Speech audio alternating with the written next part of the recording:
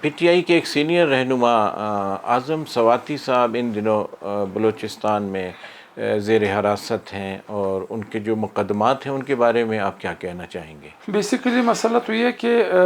جہاں تک اعظم سواتی صاحب کی بات ہے، اعظم سواتی صاحب کے خلاف تو جو اس نے کوئی ٹویٹ کی تھی یا بات کی تھی، اس کے خلاف تو سب سے پہلے اسلام آباد میں اس کے خلاف ایف آئی آر درج ہوا ہے. جو سبسیکوئنٹلی جتنی بھی ایف آئی آر درج ہوئے ہیں، میرے خیال میں یہ تو غیر قانونی بھی ہے اور غیر آئینی بھی ہے. سب سے پہلے بات یہ ہے کہ جو صغرا بی بی کیس کے اندر اس کو بھی ایڈ کر رہا ہے. مجھے جو سب سے زیادہ اہم چیز جو مجھے تھوڑا سا محسوس بھی ہو رہا ہے، میں ان چیز کو کچھ اور نظر سے دیکھنا چاہتا ہوں کہ اعظم سواتی صاحب کے جو خلاف کیسز ہے بلوچستان کے اندر، جو جتنی بھی کمپنیاں، مثال کے طور پر ابھی ایک بندہ جو ہے چمن آفسنگ اسکیم کا اپنے آپ کو رائشی چمن آفسنگ اسکیم کا ظاہر کرتا ہے، اور وہ جا کر کے کشلاغ میں ایف آئی آر درج کرتا ہے، اور اسی طریقے سے خوزدار میں درج ہو رہا ہے، کلابدلا میں درج ہوتا ہے، گوادر میں درج ہوتا ہے. یہ ہمیں سمجھ میں نہیں آ رہا، سمجھ سے بالاتر بھی ہے. کیوں یہ بلوچستان کے اندر اس قسم کے نگیٹو عملیات کیے جا رہے ہیں تاکہ بلوچستان کا جو سافٹ امیج ہے باقی پاکستان کے اندر اس کا امیج جو ہے نگیٹو پیش کیا جا رہا ہے. اعظم سواتی نے اگر ایک بات رکھی تھی، وہ اسلام آباد میں رکھی تھی، تو اسلام آباد میں جب اس کو گرفتار کیا گیا تھا، جب وہ گرفتاری کے بعد وہ بیمار ہوا تھا، ہاسپٹل چلے گئے تھے، وہاں پر کگنیسی تو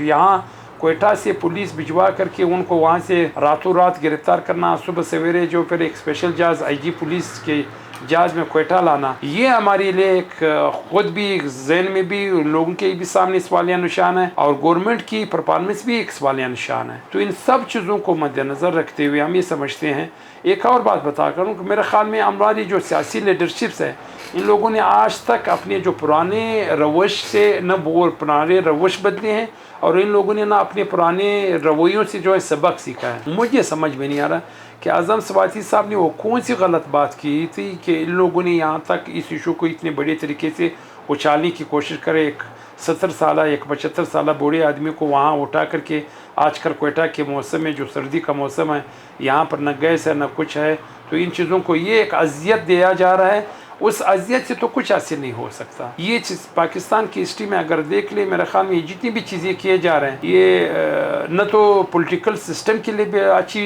نیک شگون بات ہے، نہ ملک کے لیے نیک شگون بات ہے. میں تو اس چیز کو جو ہے بالکل مناسب بھی نہیں سمجھتا ہوں. ایک غیر ناروا، غیر اسلامی، غیر قانونی اور غیر اخلاقی عمل سمجھتے ہوئے میں یہ کہتا ہوں کہ یہاں پر ان لوگوں نے بلوچستان کے اندر جان بوجھ کر کے، سے پہلے ہی اعظم سواتی صاحب کے ساتھ جو ویڈیو اسکینڈل کی بات تھی، اس وقت بھی بلوچستان کی گونج رہے تھے، آوازیں آ رہی تھی کہ بلوچستان میں یہ ہوا ہے. ابھی اعظم سواتی صاحب کو اسی معاملے میں یہاں پر آ کر کے کل پرسوں میں نے سوشل میڈیا میں دیکھ رہا تھا کہ شہباز گل کے خلاف بھی یہاں پر کلابدلا میں کوئی کسی نے ایف آئی آر درج کی. یہ ایک ہمیں سمجھ میں نہیں آ رہا کہ ان لوگوں نے بلوچستان کو ویسی بھی پہلے بفر زون بنایا ہوا تھا، ابھی سیاسی ماحول میں بھی یہ لوگ بفر زون بنانے کی کوشش کر رہے ہیں، جو ہم یہ سمجھتے ہیں یہ بلوچستان کے ساتھ زیادتی کر رہے ہیں. چاہے موجودہ گورنمنٹ ہو، چاہے اسٹیبلشمنٹ ہو، چاہے ہماری ادارے ہو، جو سیکرٹ ایجنسیز ادارے ہوں، یہ بلوچستان کے ساتھ ایک مضمون، ایک پختہ ارادے کے ساتھ اس کے پیچھے ایک پورا ایک مائنڈ سیٹ کام کر رہے ہیں، جس کے ہم ہر حوالے سے ہر بنیاد پہ اس کی مذمت کرتے ہیں. جناب منیر کاکڑ صاحب، آپ نے اپنے خیالات کا اظہار کیا جناب اعظم سواتی صاحب کے زیر حراست اور مقدمات کے بارے میں. اب میں آپ سے ایک اور سوال کروں گا کہ ملکی سیاست جو اس وقت ایک بحران کا شکار ہے، اس کے بارے میں آپ کیا کہیں گے؟ بحران تو اگر اس وقت جو موجودہ سیاسی قیادت ہے، میرے خیال میں نے اگر دیکھ لیا ہے 1 سال پہلے یا 8 مہینے پہلے موجودہ قیادت نے ایک منتخب گورنمنٹ کے ساتھ، جو جس کو نام کوئی سلیکٹڈ دے رہے تھے، جو بھی تھے، اگر وہ سلیکٹڈ تھے تو یہ موجودہ جو گورنمنٹ بھی ہے اس کے پارٹ اینڈ پارسل تھی، اسی الیکشن کے پروسیس سے وہ کرائے تھے. ہم اگر ایک کو کہتے ہیں ابھی اس کو سلیکٹڈ کہتے ہیں، یہ اس کو امپورٹڈ کہتے ہیں. میرے خیال میں یہ سمجھنے پہ یہاں پر اس نتیجے پہ پہنچا ہوا ہوں، ہم یہ سمجھ رہے تھے کہ یہ جتنی بھی چیزیں ہوئی ہیں گزشتہ 4 سالوں کی، اگر پچھلے عمران خان صاحب کی گورنمنٹ کو اگر مد نظر رکھتے ہوئے کہ یہ جو موجودہ 9 اتحادی یا 13 اتحادی پارٹیاں جو مل کر کے اس کے خلاف اکٹھے ہو کر کے، کہ ہم یہ سمجھ رہے کہ ہو سکتا ہے ان لوگوں نے ایک شعوری طور پر اپنے اندر ایک شعور پیدا کر لیا، اپنے اندر